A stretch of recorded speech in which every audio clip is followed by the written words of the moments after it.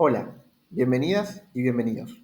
Mi nombre es Lucas Crihueseña, soy docente de la Cátedra de Microbiología y Parasitología correspondiente a la carrera de licenciatura en obstetricia de la Facultad de Ciencias Médicas. Y en el día de hoy vamos a hablar de las infecciones de transmisión vectorial.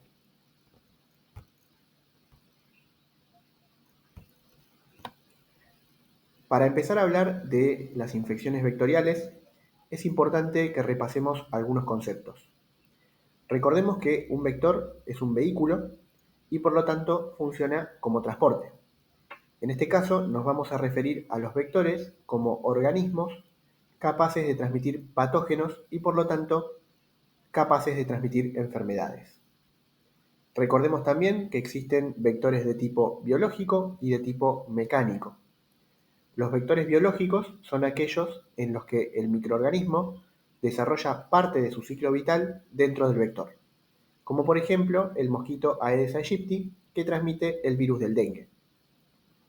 En cambio, los vectores mecánicos son aquellos en los que el microorganismo se desarrolla independientemente del vector, el cual funciona solo como transporte. Por ejemplo, la mosca doméstica, que puede transportar bacterias en sus patas. Entonces, cuando hablamos de enfermedades transmitidas por vectores, nos referimos a un conjunto de patologías en las cuales virus, parásitos y bacterias se transmiten a través de la picadura de mosquitos, flebótomos, triatominos, garrapatas, ácaros, caracoles y piojos. Estas enfermedades representan una alta carga de morbilidad y mortalidad, tanto para las personas como sus familias y las comunidades, así como también altos costos y sobrecargas para el sistema de salud.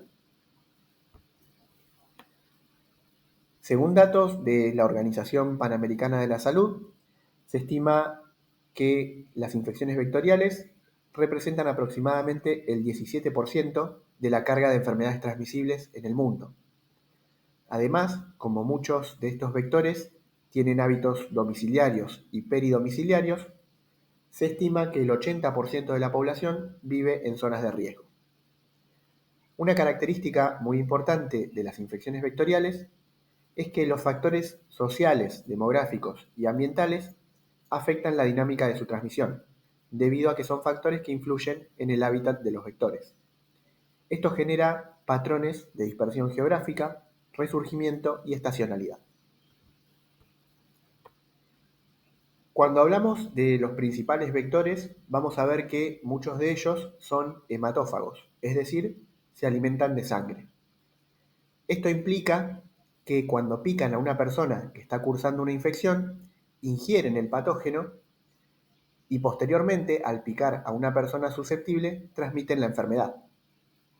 Entre los principales vectores podemos mencionar los flebótomos, que transmiten una enfermedad parasitaria llamada leishmaniasis, los triatominos, entre los cuales destaca Triatoma infestans, más conocido como vinchuca, y que transmite la enfermedad de Chagas, un género de caracoles llamado Bionfalaria, que transmiten la esquistosomiasis, y por último, los mosquitos, entre los cuales podemos nombrar los mosquitos del género Anopheles, que transmiten la malaria, los mosquitos del género Culex, que transmiten la filariasis linfática, y los mosquitos del género Aedes, que transmiten los virus Zika, dengue, chikungunya y fiebre amarilla. En esta presentación nos vamos a centrar en los mosquitos del género Aedes y dentro de las enfermedades que transmite vamos a hablar de las principales características de Zika, dengue y chikungunya, debido a la relevancia epidemiológica que tienen estas enfermedades en nuestro país y al impacto que tienen las infecciones en las personas gestantes. Con respecto a los mosquitos del género Aedes, vamos a hablar de la especie Aedes aegypti, que es el principal vector de transmisión en nuestro país. Este mosquito tiene hábitos domiciliarios y peridomiciliarios, por lo que la transmisión es predominantemente doméstica. Fue detectado en nuestro país nuevamente a partir del año 1984 y actualmente lo podemos encontrar desde el norte del país hasta el centro, incluyendo las provincias de Buenos Aires, La Pampa y Mendoza.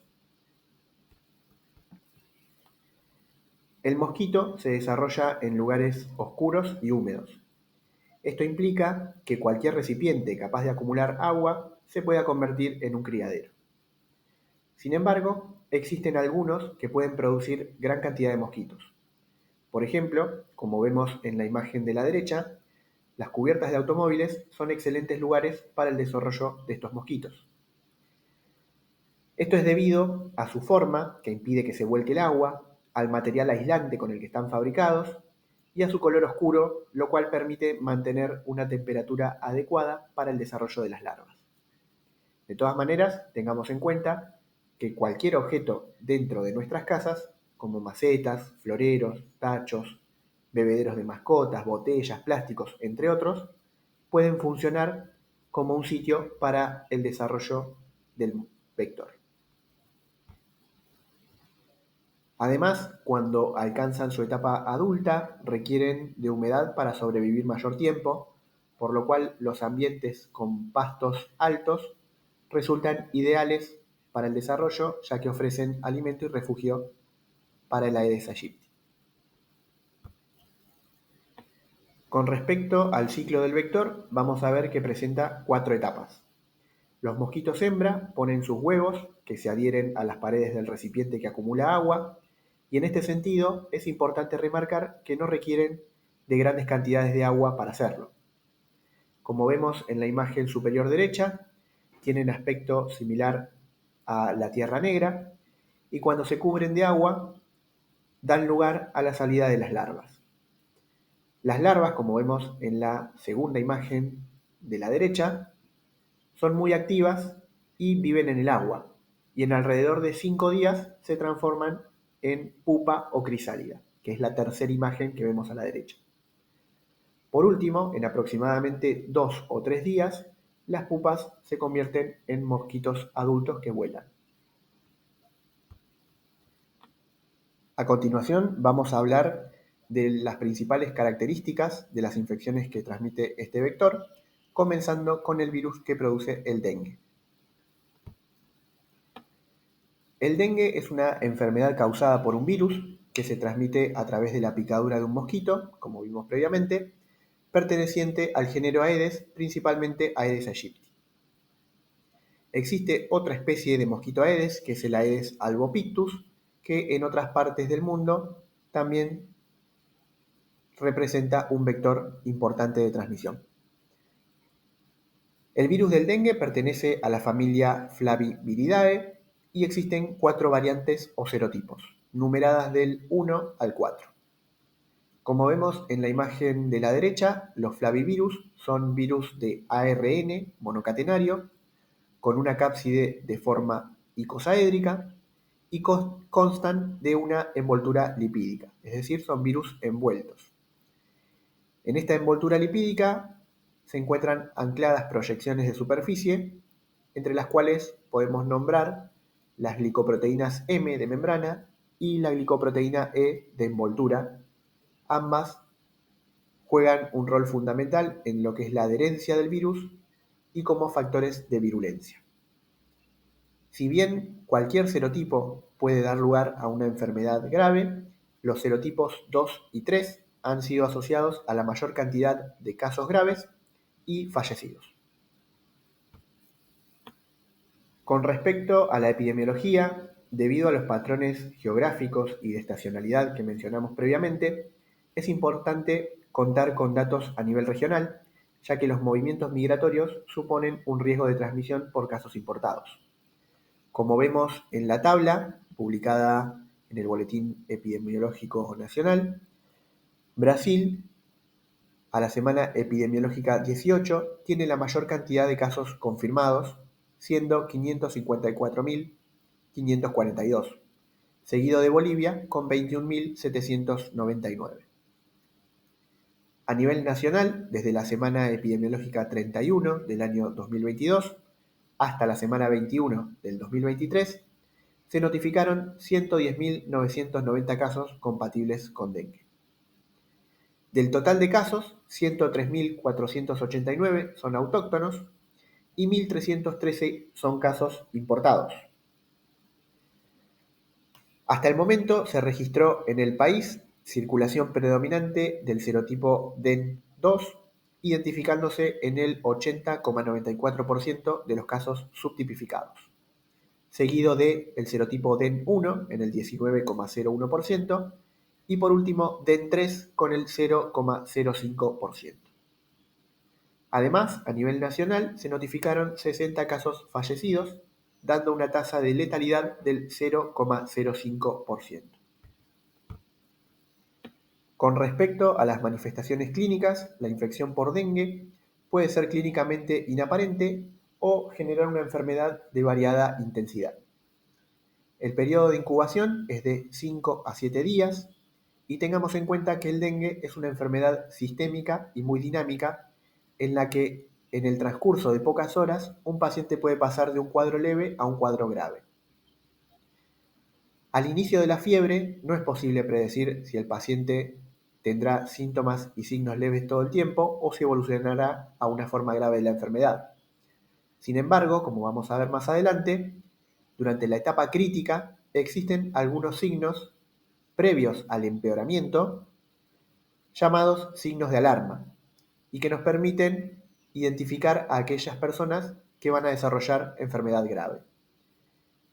Por este motivo es importante que el equipo de salud deba realizar un seguimiento estricto del paciente e instruir tanto al paciente como a su grupo familiar para que estén atentos a los signos de alarma, controlando a todo paciente con dengue hasta al menos 48 horas de finalizada la etapa febril. Las manifestaciones clínicas del dengue las podemos dividir en 3 etapas, como vemos en la figura de la parte inferior izquierda. Inicia con la etapa febril, que suele durar de 4 a 7 días, y como vemos en el gráfico, se asocia con la viremia, por lo que existe un alto riesgo de transmisión si la persona es picada por un mosquito vector en esta etapa. Además de la fiebre, el paciente puede presentar dolores musculares, artralgias, dolor retrocular, cefalea, exantema y a veces síntomas digestivos como dolor abdominal o diarrea. Luego de esta etapa continúa la fase crítica. La llamamos así debido a que es el momento en el que con mayor frecuencia se presentan las complicaciones y abarca desde la caída de la fiebre hasta 48 horas después, como vemos en el gráfico. En esta fase, la extravasación de plasma se acentúa y puede conducir al shock. Asimismo, durante o después del shock, es el momento en el que suelen producirse las grandes hemorragias. Por lo tanto, prevenir el shock es prevenir las hemorragias.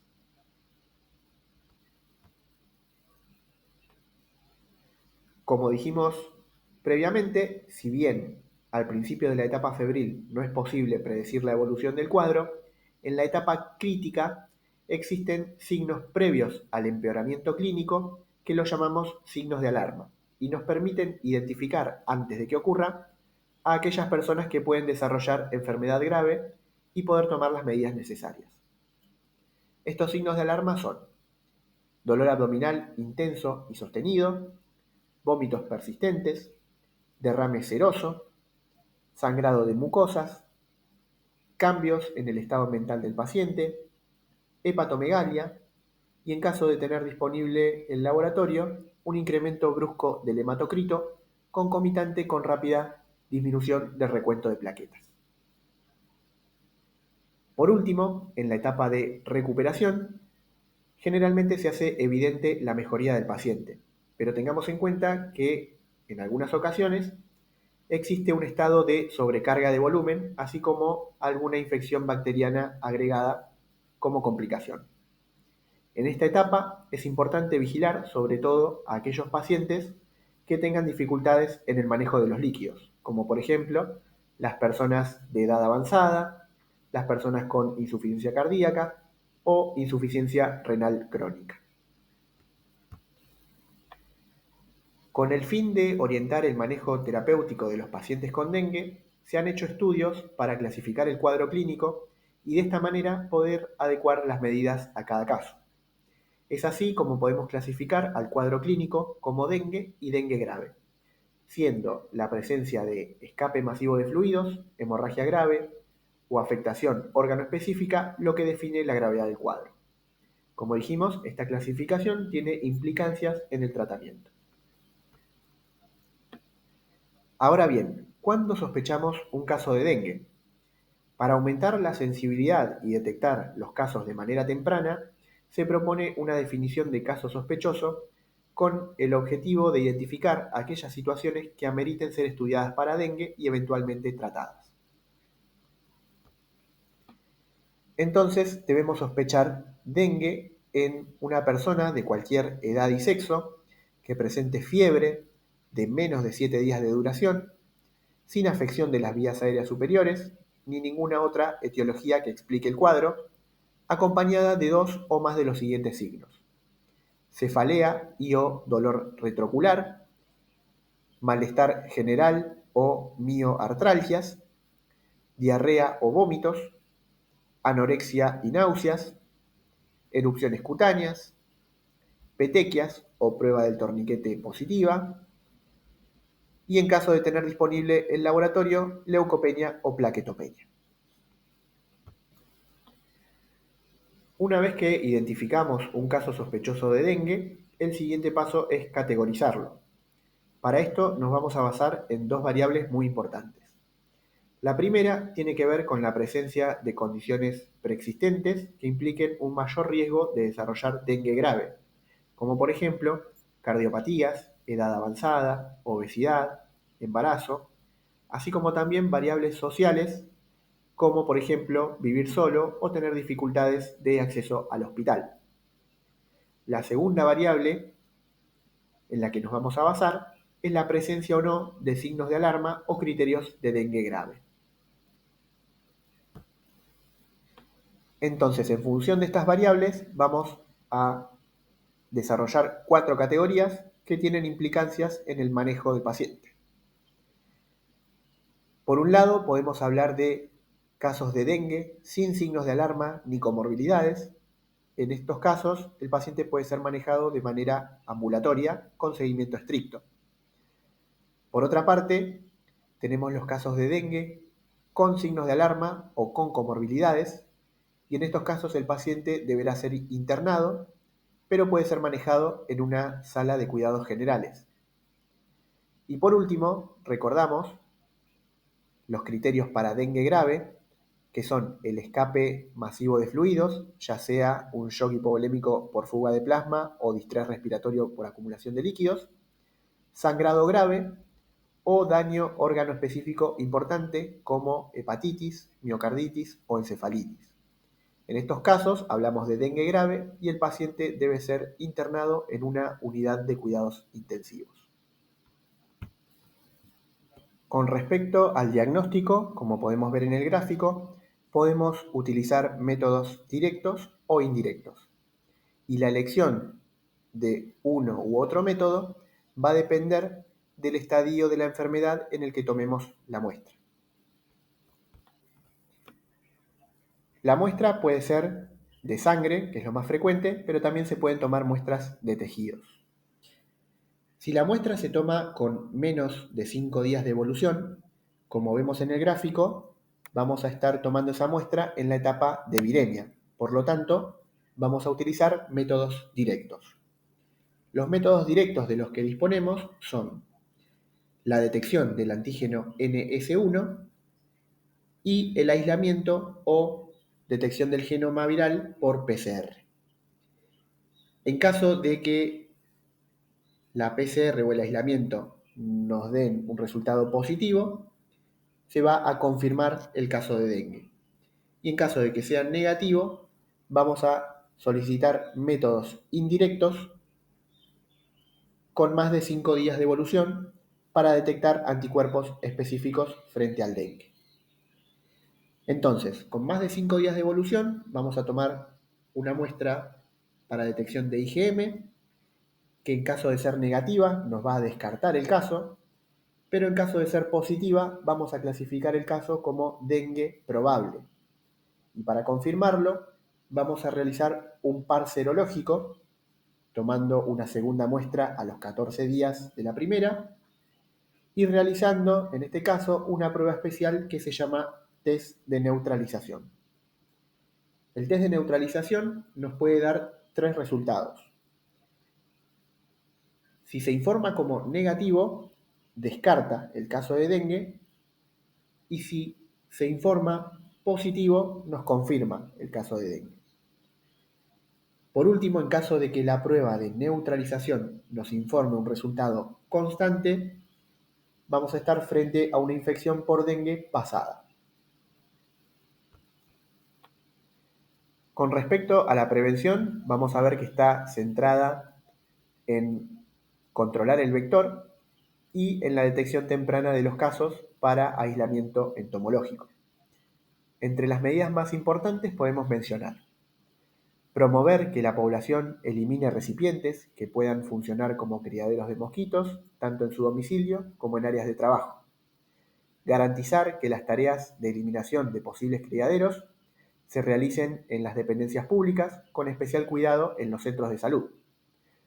Informar al paciente, la familia y la comunidad sobre la enfermedad, el mosquito, el modo de transmisión y los métodos de prevención.